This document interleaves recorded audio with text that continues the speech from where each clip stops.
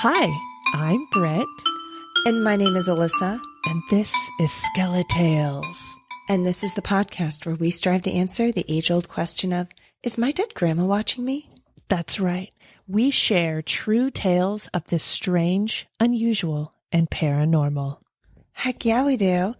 What are we talking about this week, Britt? Well, last week, actually, I think weekend before last, we dabbled a little bit in some haunted houses, and I loved it, and I wanted some more. And so tonight we are talking about some spooky dooky haunted houses. Ooh. You know what? Usually when people ask me about the podcast, I'm like, oh, it's not really scary. I think these stories are scary tonight. Oh! I got scared being alone reading up on stories. You rarely get scares. Yeah, these really, really creep me out. So they're creepy. So be prepared. Oh, I'm so ready. Warning. Okay. Should we hop right into it? Oh, please do. Okay. So this one comes from the Toenail Collector. Oh, no. I'm already scared. They said, I lived in a haunted house when I was a teen, along with my parents. We were remodeling an old farmhouse and had been there a couple months before witnessing anything paranormal. But one day I was underneath my truck, which was supported by only a jack. Stupid, I know. I was in the middle of working on it with no good reason to get out at that moment. But suddenly, the overwhelming urge to get out from underneath the truck overwhelmed me. They say overwhelmed like 4 times. Did you feel overwhelmed? Okay. No sooner than I got out, the truck fell to the ground. The jack had slipped. My dad freaked out because he thought I was under it. And when my mom got home, we told her what happened and she started crying, sobbing pretty hard. It turns out the previous owner died in the driveway under a vehicle in that spot. I would often see moving shadows and strangely hear music from the upstairs area. The windows of the old house were cocked shut and blackbirds would often get caught in between the window panes. We ended up replacing all the windows, but we had to break 3 inside panes to get them out. One of the more disturbing things that happened was when my mother was cooking breakfast and she turned away to get something out of the cabinets. And when she turned back around, all the forks that she had set out were bent straight up. What? The forks were laying on the counter and the prongs of the forks were sticking straight up. By this time, so much unexplained stuff had happened in that house. It was unnerving, but not surprising. I always thought the birds getting stuck in the windows was the creepiest, though. There's no way those birds could have gotten in there, and the noise they made was eerie. I normally don't mention this to anyone, as most people are highly skeptical, and I do not miss that house. Oh my God. Yes, the birds in between the window panes making horrific sounds. Nightmarish. That's awful. How are they getting in there? I hate it. I love it. Yeah, how are they getting in there? That's a real good question. That is freaky. That's like someone's coming along and like jamming birds in there, but they had to break the panes to get them out. Like, that's not normal. It's not like there's a breezeway between window panes where it's like, oh, maybe they flew down the chimney and got in between the walls and into the... No, that doesn't happen. Not even in old houses. It's not an ant. It's not a fly. It's a whole fucking blackbird. I will welcome the robins back to my home if I don't have to deal with that shit. Totally. The car falling reminded me of my brush with death when we had that episode, which you can only hear on Patreon, by the way. That's right. I was changing a tire of some sort. I didn't have a bad feeling. I was just an idiot, didn't have the jack on right. But as the second I pulled my head out from under the car, slammed all the way to the ground, my skull would have been crushed. I hate that story, especially because you also told me later on when we were trying to change a tire that you had it. You totally knew how to do this. And I hadn't, you didn't tell me that story at that time. I didn't know your background. Of course not. It doesn't look good on my resume. That was a deep cut. I think that was like one of our first 3 episodes or something like that you told that story. So Yeah, as an old one, old one. And then this forks bent up is just really unsettling. Why? I know. That is a very unsettling thing to happen. It would take a lot of ghostly energy to do that with a lot of forks, too. Oh, that's eerie. That's eerie. With the fork. That's what I would have said. Good one. I love that. Okay, are you ready for mine? I am. We're going across the globe to one of my favorite places, Australia. Ooh. Get ready for some real good accents coming All right. your way. Oh, Lord. Okay, I'm ready. Don't worry, there's only a couple of quotes in the actual story. This is from Sharon, all the way over in Australia. This happened to me 20 years ago. My Nana had just passed away a couple of months earlier. She was more than just a Nana to me. She was also my mom and my best friend. I was in a pretty dark place mentally, so a good friend came to have dinner with me and my son, who was only 9 months old. She ended up drinking almost a full bottle of wine, and since I was still breastfeeding, I hadn't drinking anything. She decided to stay the night because her house was a 45-minute drive away, and a long part of the drive was down a dark country road with the high chance of some large kangaroos either being on the road or jumping out in front of the car. That is a real Australian problem there. Truly. We both turned in for the night, my son and I in my room and my friend in the guest room next to mine. She and I locked the house up and double-checked that everything was locked. I'll mention here that I have security doors on the front and back of the house that were self-closing. So I'm imagining just like a metal door that like goes in front of the door. Yeah. We said goodnight and she went to her room and I went to mine. The only light in my room was coming from a small lamp next to my bed, and the baby was already asleep in his crib. I had just sat on my bed about to get comfortable when in the corner of the room, this thing, the shape of a very large man in flames, appears. He wasn't making any sound, but in my head, I could hear a really deep voice, almost chanting in a language that I couldn't understand.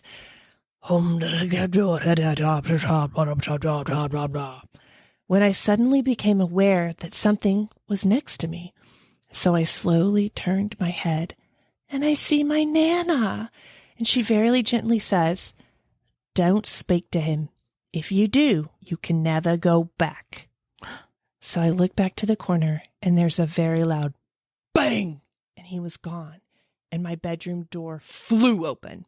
I get up to go close it, thinking surely this was just my imagination.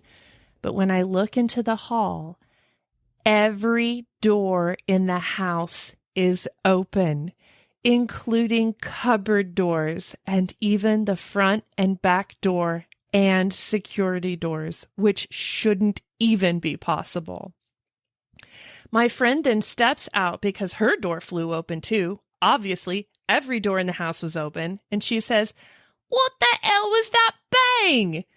I wasn't sure whether to say what happened because she'd think that I was crazy at this point, but she too was looking around stunned at the sight around us with the door, so I told her. We decided to get the hell out of there and go spend the night at her house, and I'd drive. Neither of us wanted to stay in my house for the night. She came in my room to help me get a few things together for me and the baby, and she said, "Have you noticed the carpet has burns over here?" Which was the spot where the thing stood. So while I couldn't explain what had happened, there was no doubt that something had happened. I later learned that the man that lived in the house before me practiced dark arts and Satanism. Thankfully, nothing like that has ever happened to me again.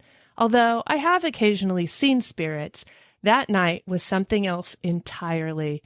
If I didn't have my friend there to witness what happened, I wouldn't have even believed it myself. Could there have been a gas leak in this house? And, like, was that just like a propane explosion or something? I mean, right in the corner of her room, and every door and cupboard flies open? Only because I have been in a gas explosion before, and that's what happened. And in a trailer in the Thousand Islands when I was a kid, the stove exploded. You were in there. your stuffed animal got burnt, right? Exactly. And everything did like freaking fly open and it made a big noise. I was like, poof. And so she's reporting seeing like a flaming thing in the corner and then a big bam. But she did see her grandma. So that makes me think maybe the fumes were getting to her head. Like there's a gas leak. Oh my gosh, you're such a doubting Thomas. She says, I mean, maybe it was the same effect as propane, but the security doors, those shouldn't be flown open. She just blamed a ghost, but like the house just exploded like because of a gas leak. In the corner of her bedroom. Yeah, it could have probably been like a heater or something. Yeah, over there. Well, Sharon, if you're listening, go check that propane stove in the middle of your bedroom. I'm really sorry. I found the here. Sorry. Oh my God, that sounds terrifying. No. You know what? You haven't actually thrown some shade on a story in a while. I haven't. We're getting back into the swing of things with Alissa. Going back to my roots. You know what? I think you told that story on our near-death experience or our brush with death episode 2. Maybe I did. Full circle here. Yeah, it was really freaking loud. I'm glad you're alive. Me too. So that you can be here to doubt Sharon's story. Oh God, this one I hated, and this is one that really got me. Oh my God. I'm like on the edge of my seat. This one comes from Economy Cactus. When I was younger, I used to take naps upstairs, but by the time I was 8 years old, I absolutely refused to go upstairs. The upstairs had 2 large closets, attics. They ran from one side of the upstairs all the way to the other side on both sides. It was essentially a crawl space that was maybe 30 feet long. It started one day when a friend and I went crawling from one side to the other with flashlights like kids would normally do. Then I saw a girl sitting there in the corner acting like she wanted to play with us. I know a lot of people say when they see a ghost, they aren't scared, just interested. Nope. I was beyond terrified. This girl looked normal, had blonde hair, a nice dress, and seemed friendly. I stayed silent, kept crawling behind my friend, and got out of the closet. I told him what I saw in there, and he said he didn't see it, but felt like he did not want to go back in there. Then my parents would occasionally send me upstairs to get something, and when I would get up there, I would see the doors swing open, as if they were trying to get me to come inside.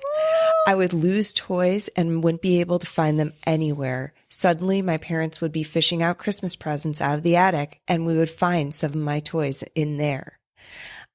I remember being 8 years old and my parents are asleep still in the morning, and I leashed up my dog to go take on the monster in the attic. My dog, who's usually up for anything, refused to go off the top step into the attic. My parents never believed me with all the weird things that happened in that house.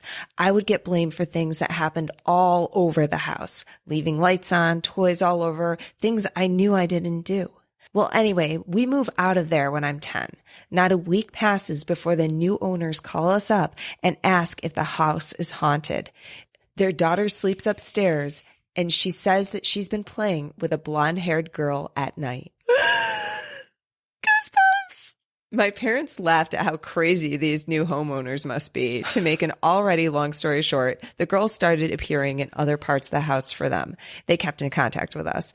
They would look over while watching TV and see the little girl sitting on their daughter's lap, etc. Oh, no! They looked up about the past owners of the house and found an old dressmaker that lived there, and yep, a picture of the little girl wearing one of the ladies' dresses.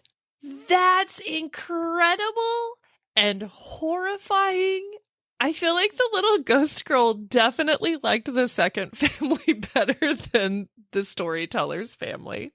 Well, it sounds like the second little girl wanted to play with her and would let her sit on her lap. I wonder if the little girl knew that. No. Oh, God. So yeah, good. No. I was reading that one in the dark last night in my living room, and I was like, mm-mm. And then you look up and who's in the corner but a little girl.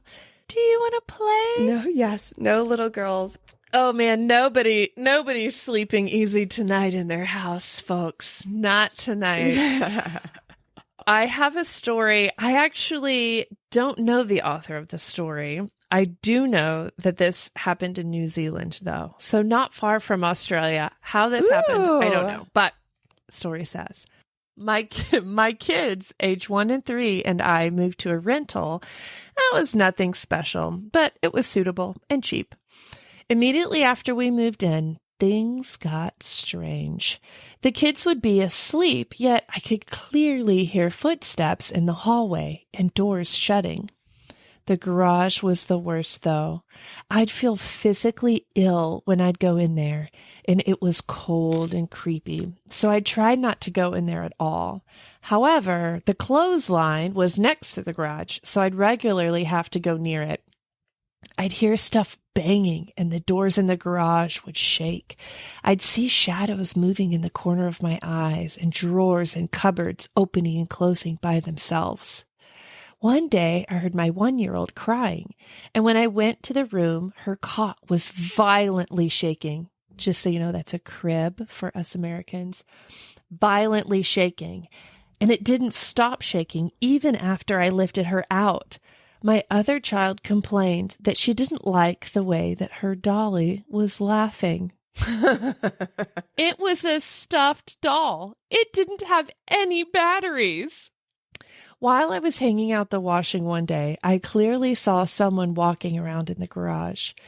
I slowly opened the door, and no one was in there. I asked whatever it was to, "Please leave." I resumed hanging the washing when all of a sudden, both doors to the garage start violently opening and slamming shut repeatedly. I grabbed the kids and left. I wasn't sure where to go, so I went to a psychic medium.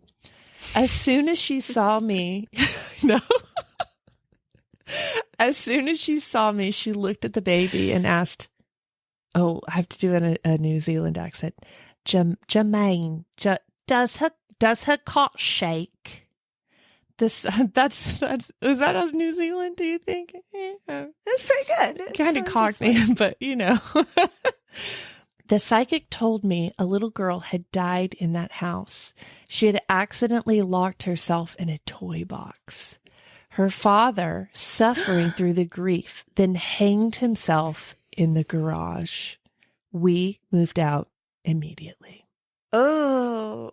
I'm not quite sure how a little kid can die in a toy box. Oh, I know exactly how. Oh, no. Yeah. They lock some of they're like blanket boxes, and there's locks on them so they can lock from the inside. So kids will climb in and then like hiding or something, and it locks from the top, and then they can't get out. And then later, and they suffocate. No. I would have moved out too. Yeah, I have a trunk like that, and there wasn't a lock, so I had to look. I was like, "What the hell? Why isn't there a lock on this trunk?" And I had to look it up, and the company will replace the lock. But because of that, like someone removed it for safety reasons, because there's like really sad, tragic stories that don't make sense to life in existence out there like that, like horrible, horrible, horrible stories. Oh man, that was a buzzkill, man. Sorry, but everybody was safe. Thank God they went to the psychic and got the hell out of there. I like how they ran to a psychic. I thought they went to like a hotel, like relatives. I don't know. Well, if you're feeling hopeless, this is clearly not her first experience. She's like, who's going to be able to get rid of this like crazy action happening at the house? Psychic medium. It made sense after I thought about it a little bit, but my expectation was not. Run to the psychic. Quick, to the psychic. I have a nice one. Okay. We need a nice one after that buzzkill. Okay, I have one. This one isn't so scary. I feel bad for scaring everyone so horribly this evening. So this one is from Ragtime Doll. And they say, my father-in-law died before my son was born, so he never got to meet him. When we moved into our new home, my son would often be laughing in the middle of the night by himself. No biggie. Kids will play with anything. One day, we were finally putting pictures up in the house, and once I put up the picture of my father-in-law, he said, "Oh, Mommy, why do you have a picture of the man that comes and plays with me at night?" He had never even seen a picture of my father-in-law before. Yes. And so I found another one very similar to this. This also isn't a scary one. I feel like we scared everyone too much in the beginning. Have to lighten it up a little so y'all can sleep. Thank you. So this one comes from Twig Snapper, and they say, my uncle's house out on a very eastern part of New York was said to be haunted due to the family that used to own it in the 1800s deciding not to give it to the stableman and sold it instead. He and the maid were said to have haunted the place ever since. We always used to joke that you would hear people or things moving at night, but since the house is so old, we used to just laugh it off. My uncle's friend had her and her sister stay over at the house one night, and the friend noticed a maid bringing towels down the stairs when she woke. She saw the maid again bringing what looked like a percolator down the stairs later. She was so impressed by my uncle hiring staff. He is a neurologist in New York City, so he had a habit of spending a little bit extra. She went back to bed and woke up later and came downstairs to see my uncle and his friend just chatting. She asked where the maid went, and she thought that the maid was cooking breakfast. My uncle had no idea what she was talking about and asked what she looked like. The sister explained, and he laughed, walked her to the living room and pointed to an old picture. She said that was the woman. My uncle replied, "Yeah, she's been dead for about 100 years. Goosebumps. More goosebumps. Ooh, good one. Good one. Good one. I want to be so rich that when people just see a ghost around my house that's a maid, they think it's like me, my maid. It doesn't seem weird to have like an old-timey maid wandering around my house with a percolator. Like people just take it in stride. Oh, man. Oh, that's good. Okay, I have one last one. Do we have time to sneak some in? Yeah. I mean, I don't know. We're doing pretty good on time, I think. This is from Adeline. This, sadly, is not in Australia or New Zealand, but San Francisco, which is kind of like a different country. This story is from Adeline. She says, I know, me too. We moved into a huge house not far from San Francisco. San Francisco, just before Christmas, 1986.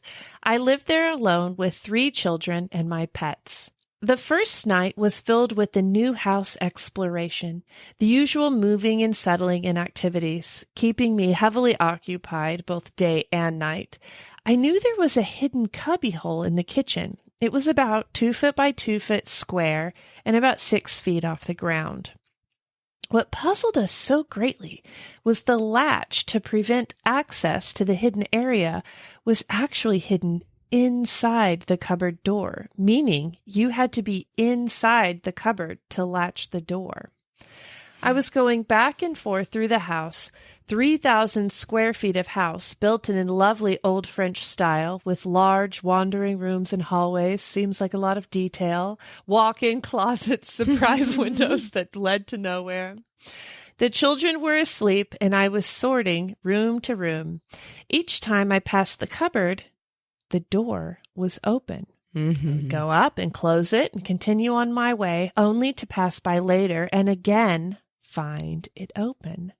I tried ever so hard to ignore the creepy feeling crawling up both my arms and neck. It kept occurring to me that I knew absolutely no one in this area within 100 miles, and I was alone with my 3 small children. Christmas was just around the corner, so I took the time when the children were asleep to wrap presents with my pets nearby. I kept the wrapping papers in a very large old trunk with a heavy lid. I'm having flashbacks to a toy box. When the trunk was opened, the top rested backwards heavily against the metal retaining straps. The balance of the lid was so that if the trunk had been empty, it would have almost been in danger of tipping over backwards. So it's real heavy top. I was in the process of removing rolls of paper from the trunk and had just withdrawn my hand when, smash, the lid came crashing closed and all the animals ran from the room. It took my breath away and all remaining logical thoughts from my brain. I must have sat there for several minutes, stunned, yearning for an explanation of how that could have possibly happened. Further into the night, I was setting up the dining room table for meals, placing quilted placemats down for the family. So 80s.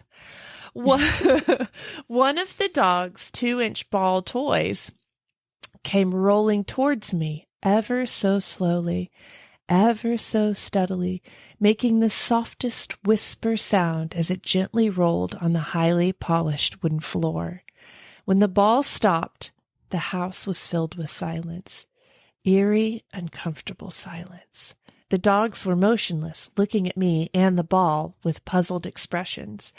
I tried to convince myself that this was normal, that there had to be an explanation, so I picked it up. Placing it on the placemat in front of me, I stood there for the longest time and watched it. Nothing. No sound, no movement. It had to have been moved by the animal, and I just didn't notice. Okay, my heart beats back to normal, things to do, and just as I started to turn away, the ball leapt into the air about half an inch, rolled off the table, and back onto the floor. I watched it in shocked silence as it made its way slowly to the dining room wall where it stopped and rested, silent and finished. That's it. The end. Haunted house. What's in the fucking hole? We'll never know. Ugh. You hate stories that don't have completion. That will haunt you. I need closure. That's the most haunting. No closure. Yeah, I don't like that. I would try to put a trunk in front of it. Put the big ass heavy trunk in front of the door. The haunted trunk in front of the haunted cupboard. Problem solved. Put that ball inside the trunk. Keep them all together, nice and tidy. Don't go in that area of the house. Agreed. Avoid the kitchen completely. Don't even bother. Would you take a trunk full of gold? Yes. If it cost you all the fingers. Oh, yes. You didn't even let me finish. Oh, okay. If it cost you all the fingers on your left hand. I'm not left-handed. All the fingers, a full trunk. And in my head, it's a real, like this, maybe the size of like a smart car. Yeah, it's a large trunk of gold. Like I wouldn't have to work, so I wouldn't really need the fingers for working. Prosthetics is advancing. Could have some robot fingers. I mean, how much money? Yeah, you probably could afford a robot hand. All right, here's the question.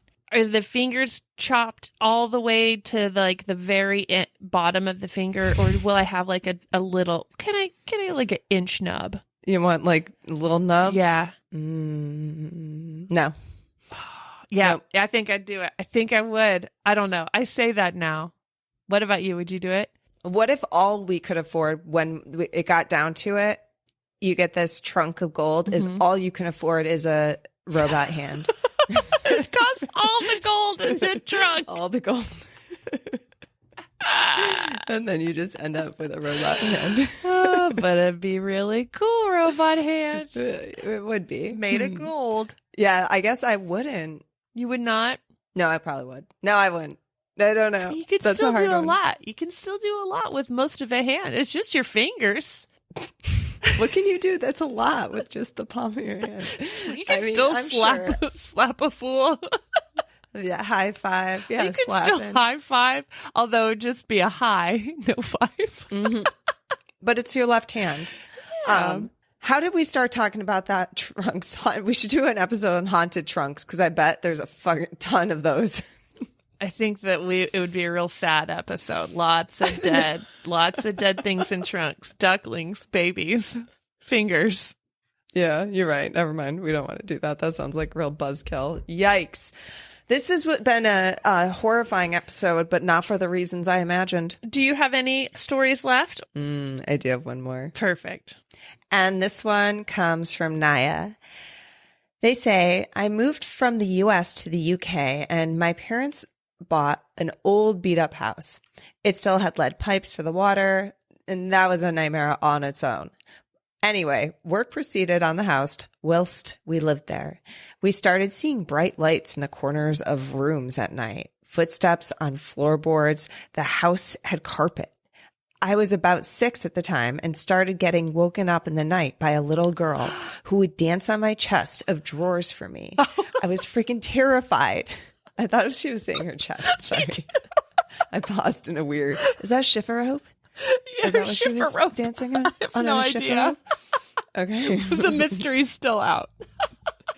I started getting woken up at night by a little girl who would dance on my chest of drawers for me. I was freaking terrified. My mom just fobbed it off as me dreaming. Workmen complained of strange things happening, like tools being moved and odd feelings like being watched. After about a year of this, my elder sister's friend stayed overnight. She woke the whole house up, screaming, saying a little girl had been in her room and had apparently pulled her from the bed. The friend left the house and refused to ever come back. Mom decided she might need to do something about it and got some advice. He just suggested my mom and the whole family should treat the presences as part of the family. So when we got home, we would shout, "Hi, we're home. Did you have a good day?" Over time, the house settled and we didn't get in any more trouble. We also found out a little girl did die in the house of asthma. My parents still live there, and it is a beautiful, homely place now. Oh, they just welcomed the spirit girl. Yes. I love that. She did not like the construction happening on the house. She did not like that little friend at all. But No. everybody else is cool in her book.